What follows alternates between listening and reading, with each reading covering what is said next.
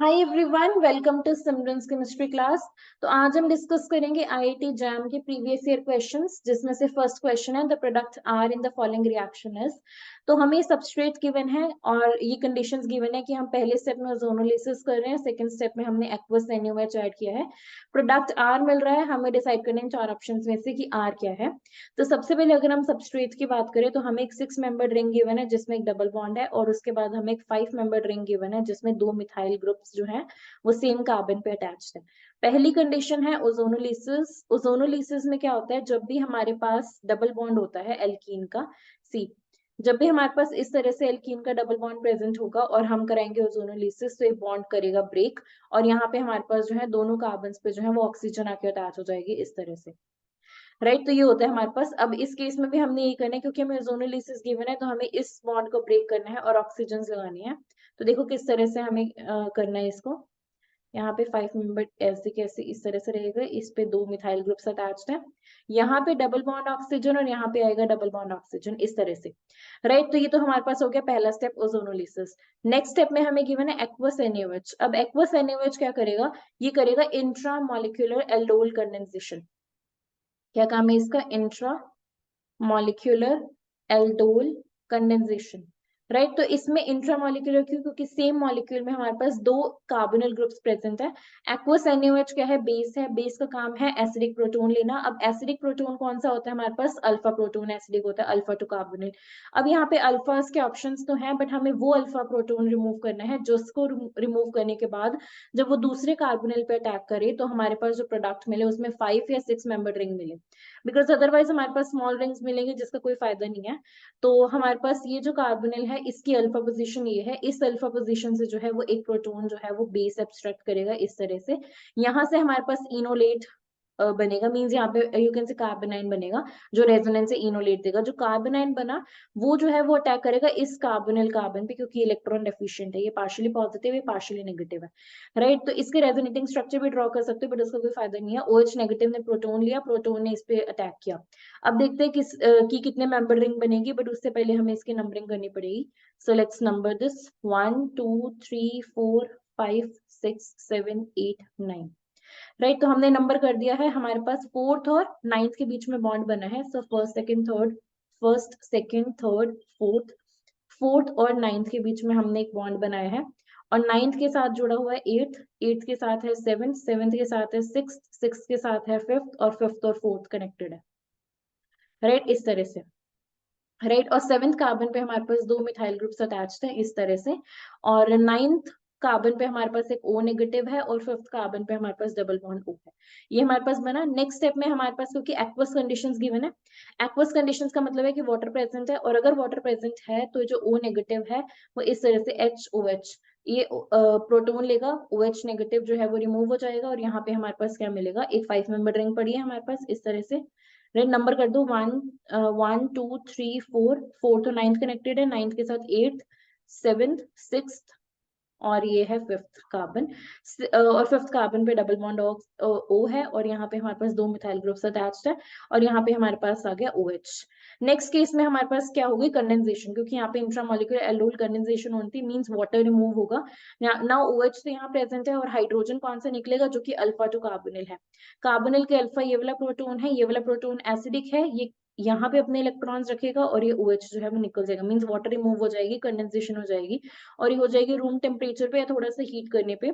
तो यहाँ से हमारे पास 5 मेंबर रिंग मिली, और यहाँ से हमारे पास जो है वो 6 मेंबर रिंग मिली। यहाँ पे डबल बॉन्ड है, यहाँ पे डबल बॉन्ड ऑक्सीजन है, यहाँ पे दो मिथाइल ग्रुप्स अटैच्ड है। हमारे पास क्या मिला, इनोन सिस्टम मिला, अल्फा बीटा अनसेचुरेटेड कार्बोनिल मिला, अल्फा बीटा अनसेचुरेटेड कार्बोनिल, जो कि बहुत ही स्टेबल सिस्टम है। तो ये हमारे पास मिलता है फाइनल प्रोडक्ट आर।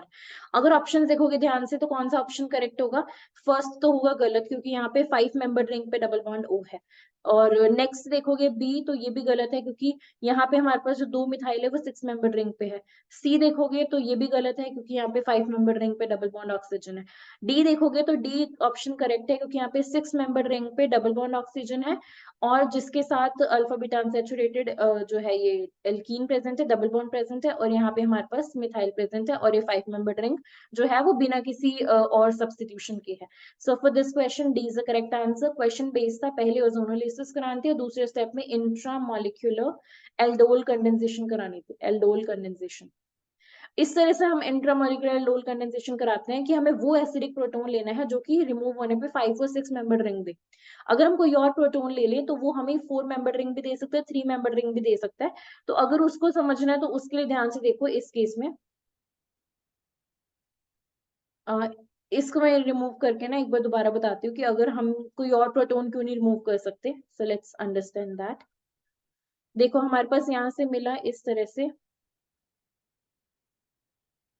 यहाँ पे 2 मिथाइल ग्रुप्स अटैच्ड है, यहाँ पे है double bond oxygen, double bond oxygen, right. तो अब हमने क्यों कोई और प्रोटोन नहीं रिमूव किया, तो उसको देखो, मैं ये प्रोटोन अगर लेट से रिमूव करती, यहाँ पे आता नेगेटिव और मैं इसको यहाँ से अटैक करती, तो यहाँ से मेरे पास 1 2 3 4 मेंबर रिंग बनती। 4 मेंबर रिंग स्टेबल नहीं होती और ऑप्शंस में भी नहीं है, तो मैं इस एसिडिक प्रोटोन को रिमूव कर सकती हूँ। इसी वजह से मैंने इस एसिडिक प्रोटोन को रिमूव किया, क्योंकि इस एसिडिक प्रोटोन को रिमूव करने पे मेरे पास 5 और 6 मेंबर रिंग बन रही थी, इसको रिमूव करने पे 4 और 7 मेंबर रिंग बन रही थी। तो हमें वो ऑप्शन चूज करना है, वहां से एसिडिक प्रोटोन निकालना है जो 5 और 6 मेंबर रिंग दे। तो ये भी चीज हमें चेक करनी थी, ऐसा नहीं कि हम कोई भी प्रोटोन रिमूव कर दें। तो इस तरह से हमें पूरे कॉन्सेप्ट के साथ चलना था। So this is all about this question. Now let's move on to the next.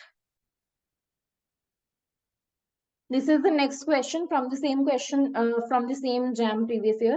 A straight line having a slope of negative delta u naught upon r is obtained in a plot between options given are natural log kp versus t, natural log kc versus t, kp versus natural log kp versus 1 upon t और natural log kc versus 1 upon t. Right? तो question के according हमें क्या given है कि किसके बीच में जो कर्व हम ड्रॉ करें कि हमें जो स्लोप मिले वो मिले negative u naught upon R. So basically ये जो पूरा क्वेश्चन था ये बेस्ड था वान होफ इक्वेशन पे, वान होफ इक्वेशन पे बेस्ड ये क्वेश्चन था। वान होफ इक्वेशन क्या कहती है कि जो D by D T of natural log के पी होता है वो होता है delta H naught upon R T square, right. ये हमारे पास है वांट ऑफ इक्वेशन, ये रो फॉर्म है इक्वेशन की, लेकिन you must be familiar with this equation, natural of k2 upon k1 is equals to delta H naught upon r 1 upon t1 minus 1 upon t2। ये equation भी है, ये भी एक फॉर्म है वांट ऑफ इक्वेशन की, बट ये जो है ये रो फॉर्म है, which is d by dt of natural of kp is equals to delta H naught upon rt square. इस केस में क्योंकि हमें सिर्फ kp और t से डील करना है तो हम इस इक्वेशन को यूज करेंगे। नेक्स्ट स्टेप में हमें क्या करना है, देखो हमें पता है जो kp होता है वो होता है kc rt डेल्टा एनजी, ये होता है kp और kc के बीच में रिलेशन। और जो डेल्टा एच नॉट होता है वो होता है delta U naught plus P delta V, और delta H naught is equals to delta U naught plus delta N G R T, ये होता है, राइट। तो अब इस केस में हमारे पास जब kp है तो हमारे पास डेल्टा एच नॉट है, राइट। अगर हम kc लिखेंगे यहाँ पे, अगर मैं इस इक्वेशन को मॉडिफाई करूँ, natural log kc this will be equal to delta U naught upon R T square, right. तो हमें ये वाला एक्सप्रेशन जो है इनडायरेक्टली वो यूज करना है। This is a very important point. Want Hoff equation कहती है D by D T of natural log KP is delta H naught upon R T square. अगर मैं केपी को केसी से रिप्लेस, केपी को केसी से मैं रिप्लेस कर सकती हूँ, अगर मैं केपी को केसी से रिप्लेस करूंगी तो डेल्टा एच नॉट जो है वो डेल्टा यू नॉट से रिप्लेस हो जाएगा, राइट। तो यहाँ पे हमारे पास इस तरह से आया। नेक्स्ट हमें डी बाई डी टी को रिमूव करना है तो दोनों साइड्स पे इंटीग्रेशन करनी पड़ेगी। इसको मैं इंटीग्रेट करूंगी D by D T of natural log के सी, और इसको भी इंटीग्रेट करना पड़ेगा, इसको भी इंटीग्रेट करना पड़ेगा D by D, integrate not differentiate, sorry, integrate करना पड़ेगा। तो हमारे पास आएगा यहाँ से delta U naught upon R T square D T, right. तो यहाँ से इंटीग्रेशन से डिफरेंशिएशन कैंसिल हो जाएगी, तो हमारे पास फाइनली हमें क्या मिलेगा, नेचुरल लॉग केसी, और इस साइड पे हमारे पास delta U naught upon R तो कांस्टेंट है, ये तो इंटीग्रेशन से आ जाएगा बाहर। 1 अपॉन टी स्क्वायर की जब हम इंटीग्रेशन करेंगे विद रिस्पेक्ट टू टी तो ये आएगा नेगेटिव 1 अपॉन टी, तो यहाँ से आएगा negative 1 upon T. So natural log KC will be equal to minus delta U naught upon R T, right. तो यहाँ पे हमारे पास जो delta U naught upon R है, negative delta U naught upon R, ये स्लोप है, right. तो यहाँ से अगर मैं इस इक्वेशन को कंपेयर करूँ y is equals to M X के साथ, तो ग्राफ किसके बीच में होगा, अगर हमें स्लोप चाहिए negative delta U naught upon R तो स्लोप होना चाहिए नेचुरल लॉग केसी और 1 अपॉन टी के बीच में। नेचुरल लॉग Kc और 1/t का मतलब है कि डी ऑप्शन जो है वो करेक्ट होगा फॉर दिस क्वेश्चन, राइट। तो हमें करना क्या था, हमें सिर्फ और सिर्फ 5 ऑफ इक्वेशन पता होनी चाहिए थी और एक्सप्रेशंस पता होने चाहिए थी कि अगर मैं केपी को केसी से रिप्लेस कर दूंगी, यहाँ पे मैंने केपी को केसी से रिप्लेस किया तो डेल्टा एच नॉट जो है वो डेल्टा यू नॉट से रिप्लेस हो जाएगा। उसके बाद सिर्फ हमें इंटीग्रेट करना था दोनों साइड्स पे with respect to temperature. So for this question, the correct answer is D. Right? That's it for now. Now let's move on to the next question. The next question states the correct order of enthalpy of hydration for the transition metal ions is. तो हमें 4 options given है, हमें enthalpy of hydration बतानी है। तो देखो ये सारे ट्रांजिशन मेटल आयंस अगर ऑप्शन देखोगे हमारे पास क्या है, क्रोमियम 2+ है, मैंगनीज 2+ है, कोबाल्ट 2+ है और निकल 2+ है। सारे ट्रांजिशन मेटल आयंस है, 3D ट्रांजिशन मेटल आयंस है। इसके हमें एंथैल्पी ऑफ हाइड्रेशन की बात करनी है। तो अगर मैं एंथैल्पी ऑफ हाइड्रेशन की बात करूं, एंथैल्पी ऑफ हाइड्रेशन की, राइट तो अगर मैं ऑब्जर्व्ड एंथैल्पी ऑफ हाइड्रेशन की बात करूं तो वो हमारे पास होता है calculated enthalpy of hydration, calculated enthalpy of hydration plus CFSC। तो देखो जो एंथैल्पी ऑफ हाइड्रेशन होते हैं वो होते हैं कि कितनी एनर्जी रिलीज हुई अगर मैंने इस आयन को वाटर में डिसॉल्व कर दिया या वाटर में ऐड कर दिया। तो हमारे पास क्या होगा, तो जो कैलकुलेटेड होती है वो डिपेंड करती है, देखो जो एंथैल्पी ऑफ हाइड्रेशन होती है वो डिपेंड करती है, जितना ज्यादा चार्ज होगा उतनी ज्यादा एंथैल्पी ऑफ हाइड्रेशन होगी और जितना छोटा साइज होगा उतनी ज्यादा एंथैल्पी ऑफ हाइड्रेशन होगी और जितना ज्यादा CFSC होगी उतनी एंथैल्पी ऑफ हाइड्रेशन होगी। तो बहुत सारे फैक्टर्स पे डिपेंड करती है एंथैल्पी ऑफ हाइड्रेशन, इन सारे फैक्टर्स पे डिपेंड करती है। अब क्योंकि सारे 3D आयंस है, इन पे चार्ज तो सब पे 2 पॉजिटिव है, राइट। साइज की बात करें तो साइज लेफ्ट टू राइट जो होता है वो डिक्रीज करता है, साइज डिक्रीज करता है। सो टेक्निकली अगर हम बात करें कि एंथैल्पी ऑफ हाइड्रेशन और एटॉमिक नंबर के बीच में starting from 20 which is calcium 2 positive, अगर मैं इसकी बात करूं तो एंथैल्पी कैल्शियम 2 पॉजिटिव की 0 होती है। तो यहाँ से अगर मैं बात करूं तो इस तरह से नॉट 0 एंड इसकी कुछ सर्टेन वैल्यू होती है Ca2+ की। तो यहाँ पे हमारे पास ऐसा कुछ लीनियर प्लॉट मिलना चाहिए क्योंकि एंथैल्पी ऑफ हाइड्रेशन जो है जब हम लेफ्ट टू राइट जाएंगे जैसे जैसे हम एटॉमिक नंबर बढ़ाएंगे, स्कैंडियम, टाइटेनियम, वेनेडियम 2+, राइट इस तरह से जैसे हम आगे चलेंगे तो यहाँ से एंथैल्पी ऑफ क्योंकि साइज डिक्रीज हो रहा है, चार्ज सेम है तो एंथैल्पी ऑफ हाइड्रेशन बढ़नी चाहिए, बट क्योंकि CFSC भी एक फैक्टर होता है तो हमारे पास किस तरह का कर्व मिलता है उसको भी देखो ध्यान से, हमारे पास इस तरह का कर्व मिलता है, राइट। यहाँ पे ये जो है हमारे पास कैल्शियम 2+ है, इसके कॉरेस्पॉन्डिंग कुछ सर्टेन एंथैल्पी ऑफ हाइड्रेशन है। यहाँ पे स्कैंडियम है, टाइटेनियम है, स्कैंडियम, टाइटेनियम, वेनेडियम, क्रोमियम और यहाँ पे है मैंगनीज। मैंगनीज के बाद आता है आयरन, उसके बाद आएगा कोबाल्ट, उसके बाद आएगा निकल, उसके बाद आएगा जिंक। तो ये हमारे पास कर्व मिलता है, प्लॉट मिलता है एंथैल्पी ऑफ हाइड्रेशन का। मैंगनीज के एंथैल्पी Mn2+ के एंथैल्पी ऑफ हाइड्रेशन सबसे कम होती है, द रीजन बीइंग इज कि D5 होता है, Mn2+ जो होता है वो D5 होता है और हमारे पास क्योंकि हम हाइड्रेशन की बात कर रहे हैं तो वाटर जो है वो लिगेंड है और वाटर कैसे लिगेंड है, वाटर एक वीक फील्ड लिगेंड है। तो जो कॉम्प्लेक्सेस बनाएगा ये हाई स्पिन कॉम्प्लेक्सेस बनाएगा। हाई स्पिन कॉम्प्लेक्सेस का मतलब है दिस, और क्योंकि देखो जब हमने Mn2+ को वाटर में डाला तो मेरे पास ये कॉम्प्लेक्स बनेगा क्योंकि वाटर वीक फील्ड लिगेंड है, हाई स्पिन कॉम्प्लेक्स बनाएगा तो T2G और EG में हमारे पास फिलिंग इस तरह से होगी और इसके कॉरेस्पॉन्डिंग जो CFSC होगी वो होगी 0। इस वजह से इसकी जो हमारे पास एंथैल्पी ऑफ हाइड्रेशन होती है वो सबसे कम होती है, राइट। रीजन क्लियर है, रीजन यही है कि हमारे पास जो एंथैल्पी ऑफ हाइड्रेशन होते हैं वो प्रोपोर्शनल होते हैं CFSC के भी, ये फैक्टर्स तो होते ही हैं बट CFSC के भी प्रोपोर्शनल होते हैं और इस केस में Mn2+ के केस में CFSC 0 होते हैं क्योंकि वाटर जो है वो एक वीक फील्ड लिगेंड है तो हाई स्पिन कॉम्प्लेक्सेस बनाएगा। तो ये हमारे पास इस तरह से कर्व मिलती है। अगर ऑप्शंस को देखोगे, अगर इन सारों को कंपेयर करोगे तो Mn2+ का इस ग्राफ के अकॉर्डिंग हमारे पास सबसे कम होनी चाहिए एंथैल्पी ऑफ हाइड्रेशन, तो लास्ट में Mn2+ सिर्फ C केस में है तो बाकी सारे ऑप्शन जो है वो गलत है। अगर हम सी को भी ध्यान से देखें तो सी में क्या है, हमारे पास Mn2+ की सबसे कम है, उसके बाद क्रोमियम 2+ की है, उसके बाद कोबाल्ट 2+ की है, उसके बाद निकल 2+ की। क्योंकि मैंने क्या बोला कि बहुत सारे फैक्टर्स पे डिपेंड करती है तो हमारे पास ये ऑर्डर बनता है कि सबसे ज्यादा एंथैल्पी ऑफ हाइड्रेशन जो है वो निकल 2+ की है, इसकी सबसे ज्यादा एंथैल्पी ऑफ हाइड्रेशन है। उसके बाद आएगी कोबाल्ट 2+ की विच इज ऑब्वियस, उसके बाद क्रोमियम 2+ की ज्यादा होगी, Mn2+ की सबसे कम होगी। तो यहाँ से कंपेयर भी कर सकते हैं, this is nickel, this is cobalt, this is chromium and this is enthalpy of hydration corresponding to manganese. So इस तरह से हमने इस क्वेश्चन को डील करना था। कॉन्सेप्ट ये है, ग्राफ बहुत ज्यादा इंपॉर्टेंट है, इस ग्राफ की हेल्प से हम एंथैल्पी ऑफ हाइड्रेशन पे बेस्ड क्वेश्चन सॉल्व कर सकते हैं। So this is all about this question. Now let's check out the next. This is the next question. MSQ type of question है. The question states the indicator or indicators appropriate for determination of endpoint in the titration of a weak acid with a strong base is or are. तो हमें क्या बताना है कि अगर हमारे पास titration हो रही है वीक एसिड की विद अ स्ट्रॉन्ग बेस, यानी कि हमारे पास जो वीक एसिड है वो यहाँ पे फ्लास्क में प्रेजेंट है वीक एसिड, और हमारे पास स्ट्रॉन्ग बेस प्रेजेंट है इस तरह से ब्यूरेट में, स्ट्रॉन्ग बेस प्रेजेंट है ब्यूरेट में। तो हमारे पास किस तरह की टाइट्रेशन कर्व मिलेगी? तो देखो यहाँ पे हमारे पास है पीएच, यहाँ पे हमारे पास वॉल्यूम ऑफ बेस एडेड, क्योंकि हमारे पास स्ट्रॉन्ग बेस है, वीक एसिड से हम स्टार्ट कर रहे हैं, तो वीक एसिड है तो पीएच कुछ यहाँ पे होगी, लेट्स से 3 के आसपास होगी। जैसे जैसे हम बेस ऐड करेंगे पीएच बढ़ेगी, राइट, पीएच बढ़ेगी। उसके बाद हमारे पास आएगा एंड पॉइंट, जो कि स्टीप पोर्शन से हम रिप्रेजेंट करते हैं। उसके बाद एंड पॉइंट पे सारा वीक एसिड जो है वो न्यूट्रलाइज हो जाएगा स्ट्रॉन्ग बेस से। उसके बाद हम फर्दर स्ट्रॉन्ग बेस डालेंगे तो पीएच इस तरह से बढ़ेगी।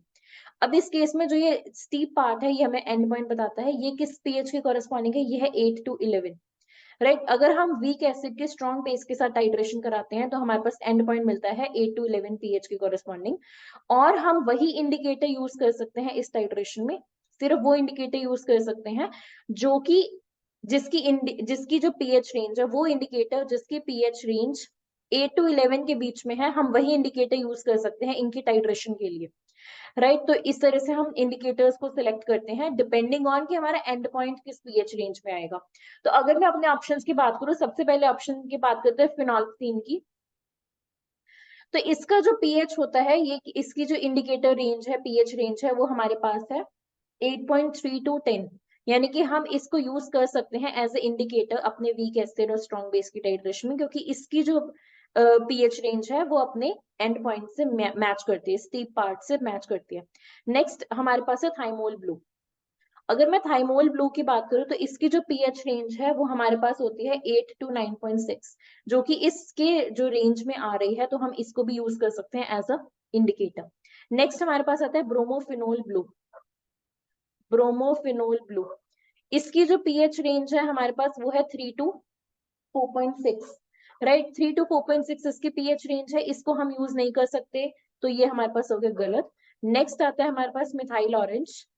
अगर हम मिथाइल ऑरेंज इंडिकेटर की बात करें तो इसकी पीएच रेंज होते हैं 3.1 to 4.4, ये भी इसकी रेंज में नहीं आ रही है, इसके एंड पॉइंट से मैच नहीं करती है, तो या फिर इसके स्टीप पार्ट से मैच नहीं करती है, इसकी वजह से ये भी हम यूज नहीं कर सकते हैं, राइट। तो हमें सिर्फ और सिर्फ क्या पता होना चाहिए? हमें सिर्फ इंडिकेटर्स की रेंज पता होनी चाहिए कि इंडिकेटर किस पीएच रेंज में वर्क करता है, इंडिकेटर की पीएच रेंज पता होनी चाहिए थी, और हमारे वीक एसिड और स्ट्रॉन्ग बेस, क्योंकि देखो हमारे पास एसिड वीक है, बेस स्ट्रॉन्ग है, तो जो इसकी एंड पॉइंट आएगा तो वो हमारे पास स्ट्रॉन्ग बेस की रीजन में, जिसकी पीएच 7 से ज्यादा होगी, उसी में लाई करेगा, तो 8 to 11 के आसपास है। तो हम इसमें एक रफ आइडिया होना चाहिए कि हम फिनोल्फथीन और थाइमोल ब्लू यूज कर सकते हैं, मिथाइल ऑरेंज तो हम बिल्कुल नहीं यूज कर सकते क्योंकि इसकी रेंज 3 to 4 होती है।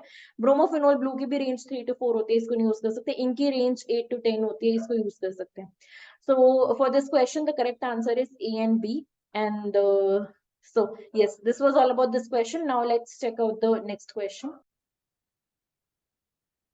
This is the last question for today's video. The question states the correct order of wavelength of absorption, which is lambda max, of the chromium complexes is.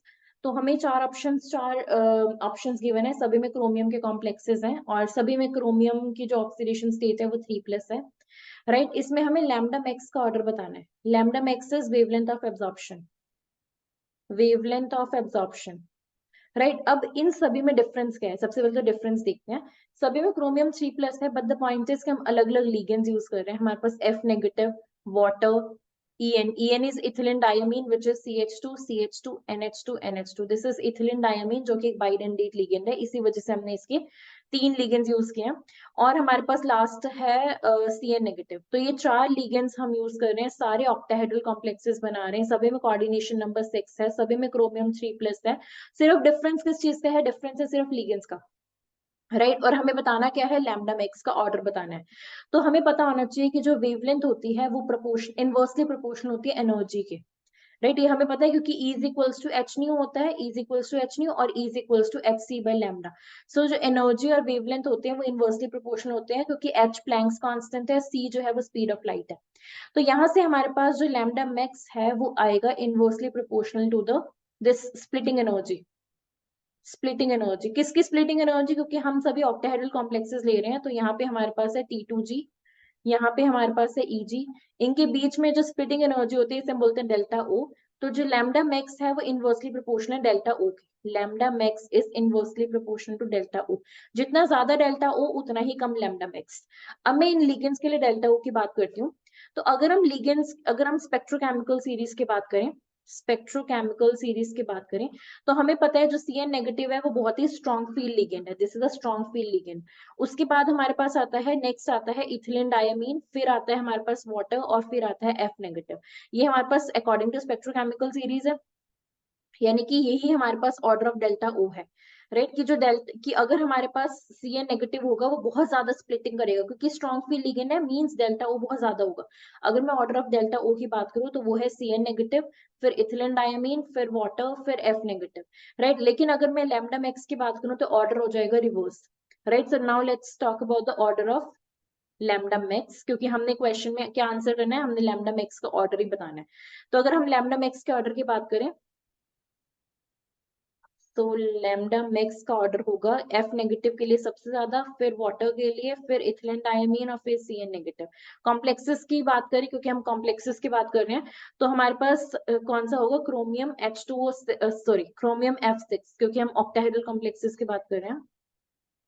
सो यहाँ पे हमारे पास होगा F6 3 नेगेटिव। उसके बाद हमारे पास आएगा क्रोमियम H2O6 3 पॉजिटिव। उसके बाद हमारे पास आएगा क्रोमियम En3 पॉजिटिव। उसके बाद लास्ट में हमारे पास आएगा Cn6 3 नेगेटिव। तो ये हमारे पास ऑर्डर होगा। ऑप्शंस को अगर ध्यान से देखोगे तो करेक्ट ऑप्शन हमारे पास होगा A. So for this question A is the correct answer. सबसे पहले F नेगेटिव, फिर वाटर, फिर इथिलीन डायमीन और फिर साइनाइड। राइट, तो for this question is the correct answer. Question based था कंप्लीटली किस पे, कि हमारे पास लैम्डा मैक्स इनवर्सली प्रोपोर्शनल होता है डेल्टा O के। राइट, और डेल्टा O हमें कौन बताता है? Spectrochemical series. So that's it for today's video. I hope that you guys like our video. That's it for now, thank you so much.